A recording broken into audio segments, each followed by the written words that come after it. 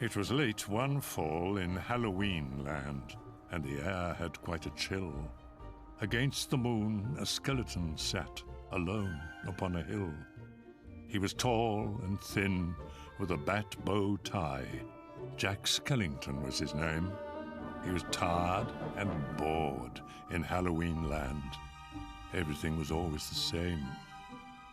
I'm sick of the scaring, the terror, the fright. I'm tired of being something that goes bump in the night. I'm bored with leering my horrible glances, and my feet hurt from dancing those skeleton dances. I don't like graveyards, and I need something new. There must be more to life than just yelling, boo! Then out from a grave with a curl and a twist came a whimpering, whining, spectral mist. It was a little ghost dog with a faint little bark, and a jack-o'-lantern nose that glowed in the dark. It was Jack's dog, Zero, the best friend he had. But Jack hardly noticed, which made Zero sad. All that night and through the next day, Jack wandered and walked. He was filled with dismay. Then, deep in the forest, just before night, Jack came upon an amazing sight. Not 20 feet from the spot where he stood were 3 massive doorways carved in wood. He stood before them, completely in awe, his gaze transfixed by one special door. Entranced and excited, with a slight sense of worry, Jack opened the door to a white, windy flurry. Jack didn't know it, but he'd fallen down in the middle of a place called Christmas Town. Immersed in the light, Jack was no longer haunted. He had finally found the feeling he wanted. And so that his friends wouldn't think him a liar, he took the present-filled stockings that hung by the fire. He took candy and toys that were stacked on the shelves, and a picture of Santa with all of his elves. He took lights and ornaments, and the star from the tree, and from the Christmas Town sign, he took the big letter C. He picked up everything that sparkled or glowed. He even picked up a handful of snow. He grabbed it all, and without being seen, he took it all back to Halloween. Back in Halloween, a group of Jack's peers stared in amazement at his Christmas souvenirs. For this wondrous vision, none were prepared. Most were excited, though a few were quite scared. For the next few days, while it lightened and thundered, Jack sat alone and obsessively wondered, why is it they get to spread laughter and cheer while we stalk the graveyards, spreading panic and fear? Well, I could be Santa, and I could spread cheer.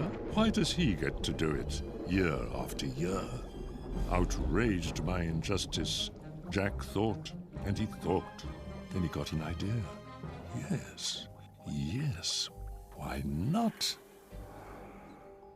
In Christmas Town, Santa was making some toys, when through the din he heard a soft noise. He answered the door, and to his surprise, he saw weird little creatures in strange disguise. They were altogether ugly and rather petite. As they opened their sacks, they yelled, "Trick or treat!" Then a confused Santa was shoved into a sack and taken to Halloween to see Mastermind Jack. In Halloween, everyone gathered once more, for they'd never seen a Santa before. And as they cautiously gazed at this strange old man, Jack related to Santa his masterful plan. "My dear Mr. Claus, I think it's a crime that you've got to be Santa all the time. But now I will give presents, and I will spread cheer. We're changing places. I'm Santa this year. It is I who will say, 'Merry Christmas' to you. So you may lie in my coffin, creak doors, and yell, 'Boo!' And please, Mr. Claus, don't think ill of my plan. for I'll do the best Santa job that I can."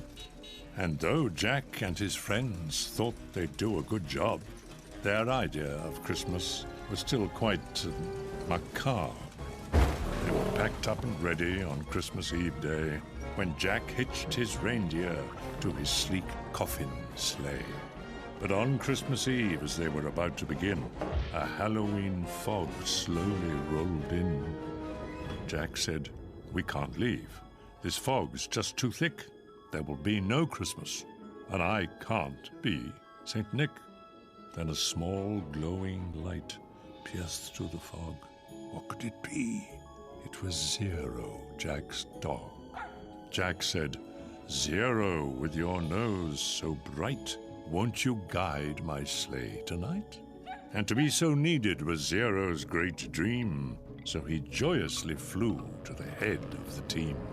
And as the skeletal sleigh started its ghostly flight, Jack cackled, "Merry Christmas to all, and to all a good night."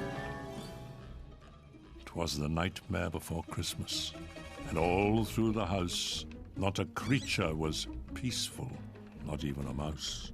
The stockings, all hung by the chimney with care, when opened that morning would cause quite a scare. The children, all nestled so snug in their beds, would have nightmares of monsters and skeleton heads. The moon that hung over the new-fallen snow cast an eerie pall over the city below, and Santa Claus' laughter now sounded like groans, and the jingling bells like chattering bones. And what to their wondering eyes should appear but a coffin sleigh with skeleton deer, and a skeletal driver so ugly and sick they knew in a moment this can't be St. Nick. From house to house, with a true sense of joy, Jack happily issued each present and toy. From rooftop to rooftop he jumped and he skipped, leaving presents that seemed to be straight from a crypt. Unaware that the world was in panic and fear, Jack merrily spread his own brand of cheer. He visited the house of Susie and Dave. They got a Gumby and Pokey from the grave. Then onto the home of little Jane Neiman. She got a baby doll possessed by a demon. A monstrous train with tentacle tracks. A ghoulish puppet wielding an axe. A man-eating plant disguised as a wreath. And a vampire teddy bear with very sharp teeth. There were screams of terror, but Jack didn't hear it. He was much too involved with his own Christmas spirit. Jack finally looked down from his dark, starry frights and saw the commotion, the noise, and the light. Why, they're celebrating. It looks like such fun. They're thanking me for the good job that I've done. But what he thought were fireworks meant as goodwill were bullets and missiles intended to kill. Then amidst the barrage of artillery fire, Jack urged Zero to go higher and higher, and away they all flew like the storm of a thistle until they were hit by a well-guided missile. And as they fell on the cemetery way out of sight, was heard, "Merry Christmas to all, and to all a good night." Jack pulled himself up on a large stone cross, and from there he reviewed his incredible loss. I thought I could be Santa. I had such belief. Jack was confused and filled with great grief. Not knowing where to turn, he looked toward the sky. Then he slumped on the grave and he started to cry. And as Zero and Jack lay crumpled on the ground, they suddenly heard a familiar sound. "My dear Jack," said Santa, "I applaud your intent. I know wreaking such havoc was not what you meant, and so you are sad and feeling quite blue. But taking over Christmas was the wrong thing to do. I hope you realize Halloween's the right place for you. There's a lot more, Jack, that I'd like to say, but now I must hurry, for it's almost Christmas Day. Then he jumped in his sleigh, and with a wink of an eye he said, "Merry Christmas!" and he bid them goodbye.